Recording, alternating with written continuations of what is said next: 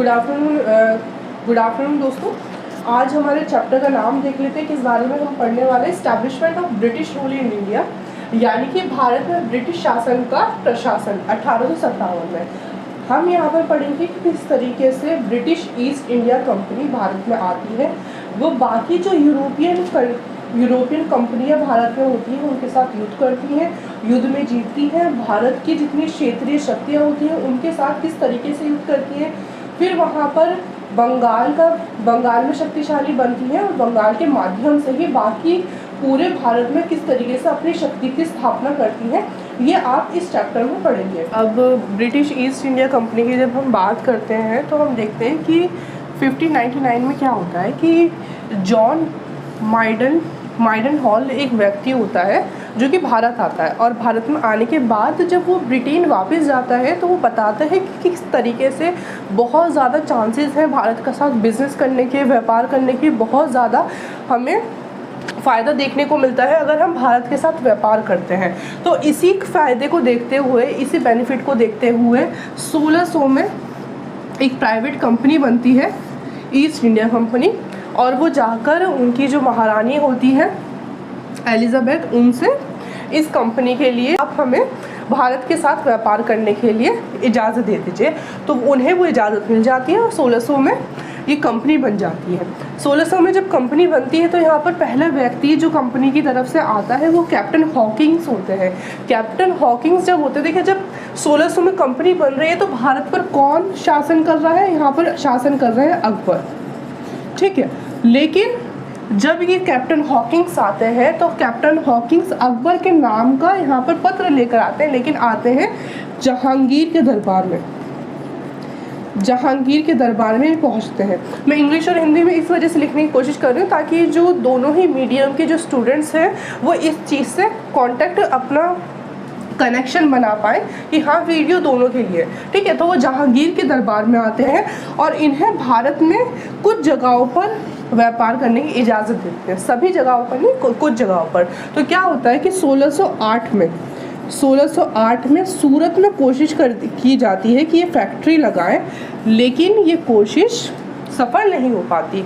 तो यहाँ पर कोशिश करने के बावजूद ये असफल रह जाते हैं। उसके बाद सर टॉमस रो भारत आते हैं, और ये जब भारत आते हैं तो ये सभी जगहों पे, भारत के सभी जगहों पर व्यापार करने की इजाज़त हासिल कर लेते हैं, व्यापार करने की।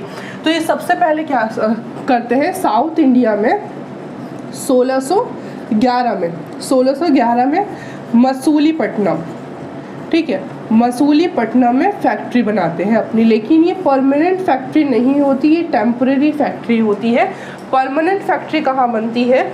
1613 में सूरत में पहली परमानेंट फैक्ट्री बनती है ईस्ट इंडिया कंपनी की, ठीक है। और सूरत जो है बहुत इम्पॉर्टेंट, सभी यूरोपियन कंपनियों के लिए बहुत इम्पॉर्टेंट व्यापारिक केंद्र रहता है, क्योंकि यहाँ के रिसोर्सेज बहुत ज़्यादा बेनिफिशियल रहते हैं, ठीक। तो ये कहानी रहती है ब्रिटिश ईस्ट इंडिया कंपनी की।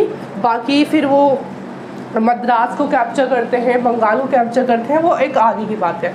अब बात करते हैं कर्नाटिक वॉर की, ठीक है। देखो बाकी जितनी भी कंपनीज थी, पोर्चुगीज़ को ब्रिटिश ईस्ट इंडिया कंपनी शुरुआत में ही हरा चुकी थी। डेनमार्क की बात करें तो डेनमार्क खुद जो अपनी कंपनी थी उसे ब्रिटिश ईस्ट इंडिया कंपनी को सेल कर देती है और वो भारत से चली जाती है। डेनमार्क के अलावा अगर डच की बात करें तो डच भी वेदरा के वॉर में, बैटल ऑफ वेदरा में अंग्रेज़ों से हार जाते हैं। तो अब कौन से दो महत्वपूर्ण कंपनियां बचती हैं? वो दो महत्वपूर्ण कंपनियां बचती हैं आपकी, फ्रेंच और दूसरी तरफ होती है ब्रिटिश। तो इन दोनों के बीच जो 3 वॉर होते हैं वो वॉर कहलाते हैं कर्नाटक वॉर के नाम से, वो 3 वॉर कहलाते हैं। पहला जो वॉर होता है, फर्स्ट कर्नाटिक वॉर जो होता है 1746 से 1748 के बीच में होता है। अब रीज़न की अगर बात करें, देखिए रीज़न बहुत हैरानी वाली, मैं पहले ही बात करी कि इंटरनेशनल रीज़न रहते हैं ज़्यादातर कि इन दो के बीच में भारत में युद्ध चल रहा होता है। तो इसी तरीके से जब फर्स्ट कर्नाटिक वॉर होता है वो वॉर होता है ऑस्ट्रिया नहीं, ऑस्ट्रिया का रीज़न होता है। तो ऑस्ट्रिया में गद्दी पर कौन बैठेगा इस बात के लिए युद्ध चल रहा होता है। तो एक को जो सपोर्ट कर रहे होते हैं वो फ्रेंच सपोर्ट कर रहे होते हैं और दूसरा जो पक्ष होता है उसे ब्रिटेन सपोर्ट कर रहा होता है, ठीक है। तो इन दो के बीच में जब ऑस्ट्रिया में अंतर्राष्ट्रीय स्तर पर लड़ाई चल रही होती है तो वो युद्ध का असर भारत में भी देखने को मिलता है और इन दो कंपनियों के बीच युद्ध होने लगता है। तो यहाँ पर जो फ्रांस का नेतृत्व कर रहे होते हैं वो डुप्लेक्स कर रहे होते हैं और ब्रिटेन का नेतृत्व कर रहे होते हैं मोरसे। डुप्लेक्स कहते हैं कि अगर अंतर्राष्ट्रीय स्तर पर युद्ध चल रहा होता है, कोई बात नहीं, हम भारत में युद्ध नहीं करेंगे, तो ये युद्ध करने से मना कर देते हैं। लेकिन उसके बावजूद जो मोरसे होते हैं वो इनकी जो तोपें होती हैं उन पर कब्जा कर लेते हैं। इसकी वजह से इन दोनों के बीच में युद्ध शुरू हो जाता है। अब जब डुप्लेक्स इस बात को पता करते हैं कि उन्होंने हमारे जो तोपें हैं उन तोपों को बंदी बना लिया है या उन पर कब्जा कर लिया, तो वो गुस्से में आकर डुप्लेक्स जो होते हैं मद्रास पे कब्जा कर लेते हैं। मद्रास जो है ब्रिटिश ईस्ट इंडिया कंपनी का पार्ट हो चुका होता है। वहाँ पर उनकी फैक्ट्रीज़ होती हैं, उस फैक्ट्रीज़ में वो बहुत इंपॉर्टेंट उनकी, आप आगे भी जाकर पढ़ेंगे कि प्रेसिडेंसीज़ जो होती हैं उसमें मद्रास बहुत इंपॉर्टेंट उनका पार्ट होता है। 3 प्रेसिडेंसीज़ में मद्रास एक होता है। तो डुप्लेक्स क्या करते हैं कि मद्रास को कैप्चर कर लेते हैं। जैसे ही डुप्लेक्स जो मद्रास को कैप्चर करते हैं तो वहाँ का जो शासक होता है अनवरुद्दीन को गुस्सा आ जाता है कि आप किस तरीके से मद्रास को कैप्चर कर सकते हैं युद्ध के माध्यम से। तो इन दोनों के बीच में युद्ध होता है और उस युद्ध को कहते हैं सेंट थोमे का युद्ध, ठीक है। अनवरुद्दीन और डुप्लेक्स के बीच में जो युद्ध होता है उसे सेंट थोमे का युद्ध कहा जाता है। अब इसमें क्या होता है, जो डुप्लेक्स होते हैं वो डुप्लेक्स जीत जाते हैं और जैसे ही डुप्लेक्स जीतते हैं तो उनकी जो महत्वाकांक्षाएं हैं वो बहुत ज़्यादा बढ़ जाती हैं कि हाँ मैं भारत को जीत सकता हूँ या फिर मैं बाकी जो क्षेत्र हैं उन क्षेत्र को भी जीत सकता हूँ।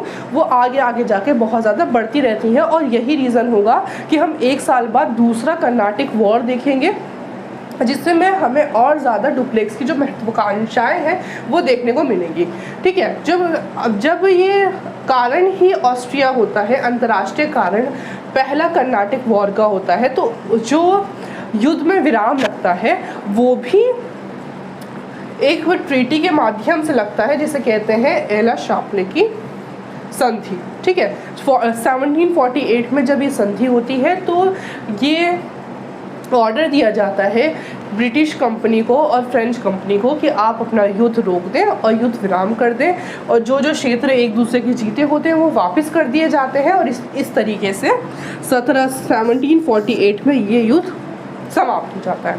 जब ये युद्ध समाप्त होता है 1748 में, उसके तुरंत 1 साल बाद 1749 से 54 में दूसरा युद्ध शुरू हो जाता है और उस युद्ध का कारण ही क्या होता है, डुप्लेक्स की महत्वाकांक्षाएं होती हैं कि मुझे और ज़्यादा क्षेत्रों को जीतना है, मुझे और ज़्यादा राजनीतिक जो पॉलिटिकल पावर्स है उन पावर्स को गेन करना है ताकि मैं अपने व्यापार को ज़्यादा से ज़्यादा एक्सपेंड कर सकूं, ज़्यादा से ज़्यादा भारत में फैला सकूं और आर्थिक लाभ कमा सकूं। तो उसके लिए क्या होता है कि दक्कन में और कर्नाटक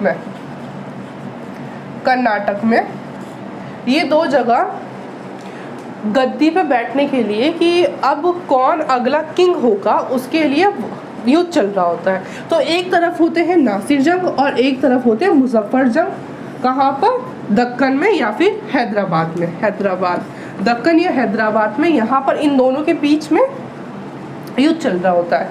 तो क्या होता है और दूसरी तरफ कर्नाटक में कौन होता है, एक तरफ होता है अनवरुद्दीन और दूसरी तरफ होता है चंद्र साहिब, ठीक है। इन दोनों के बीच में वॉर हो रही होती है और वॉर में जब डुप्लेक्स ये देखता है कि भारतीय जो क्षेत्र हैं उनमें आपस में इतना ज़्यादा युद्ध हो रहा है तो वो सोचता है कि इनसे लाभ उठाने के लिए क्यों ना मैं इस तरफ को अपना सपोर्ट देना शुरू कर दूँ और उसी सपोर्ट की वजह से वो क्या करता है मुजफ्फर जंग और चंद्र साहिब को अपना सपोर्ट देना शुरू करता है। जैसे ही डुप्लेक्स अपना सपोर्ट इन 2 पावर्स को देना शुरू करता है, इन 2 व्यक्तियों को देना शुरू करता है, तो ब्रिटिश ईस्ट इंडिया कंपनी जो कि उसकी दुश्मन होती है ऑटोमेटिकली उन्हें दूसरी जो साइड है उस साइड को सपोर्ट देना ज़रूरी समझती है। क्योंकि एक तरफ अगर वो जानती थी कि अगर डुप्लेक्स जीत जाता है, उसके हाथ में पावर आ जाती है, तो वो और ज़्यादा हमसे ज़्यादा पावरफुल हो जाएगा और ये हमारे हमारे बिजनेस के लिए, हमारे व्यापार के लिए बहुत ही ज़्यादा हानिकारक स्टेप होगा। तो क्या होता है, दूसरी तरफ जो नासिर जंग और अनवरुद्दीन होता है उसे ब्रिटिश ईस्ट इंडिया कंपनी अपना सपोर्ट देना शुरू कर देती है। इनके बीच में क्या होता है कि अब ये मुजफ्फर जंग, चंदा साहिब और फ्रेंच कंपनी, ये तीनों एक अलायंस बनाते हैं और एक एक करके पहले नासिर जंग को एक घटना में मारते हैं, फिर उसके बाद अनवरुद्दीन भी यहाँ पर मर जाते हैं। तो ये दोनों साइड जो है ख़त्म हो जाती हैं। अब यहाँ पे जब ये ख़त्म होती है और ये साइड जीत जाती है, तो ये जो डुप्लेक्स होते हैं अपनी पावर की चरम सीमा पर होते हैं, बहुत ज़्यादा वो खुश होते हैं, बहुत ज़्यादा इस बात को कहते हैं कि मैं बहुत ज़्यादा पावरफुल हूँ और इस चीज़ में। अब दूसरी तरफ कौन होता है यहाँ पे ब्रिटेन में, रॉबर्ट क्लाइव क्या करते हैं, वो जाकर सीधे चंदा साहिब को मार देते हैं। जैसे ही वो चंदा साहिब को मारते हैं, डुप्लेक्स की पावर कम होना शुरू हो जाती है और एक जगह होती है चित्रिन्नापल्ली। इतना पावरफुल होने के बावजूद भी डुप्लेक्स यहाँ पर हार जाता है, फ्रेंच कंपनी ही यहाँ पर हार हो जाती है। और इस हार के बाद इस हार में और इस लड़ाई में इतना ज़्यादा पैसा खर्च होता है फ्रेंच कंपनी का, क्योंकि देखिए फ़र्क क्या था यहाँ पर, ब्रिटिश ईस्ट इंडिया कंपनी एक प्राइवेट कंपनी थी, ठीक है, और यहाँ पर जो ये फ्रेंच कंपनी थी वो पूरी तरीके से गवर्नमेंट कंपनी थी, ठीक है, पूरी तरीके से शासन द्वारा इसकी स्थापना भी शासक के द्वारा हो रही है और इसे कंट्रोल भी पूरी तरीके से वहाँ की पावर ही कर रही है, ठीक है। तो यहाँ पर इतना ज़्यादा इसका नुकसान होता है कि डुप्लेक्स को वापस बुला लिया जाता है और रिप्लेस कर दिया जाता है डुप्लेक्स को, और फिर एक ट्रीटी होती है, ट्रीटी ऑफ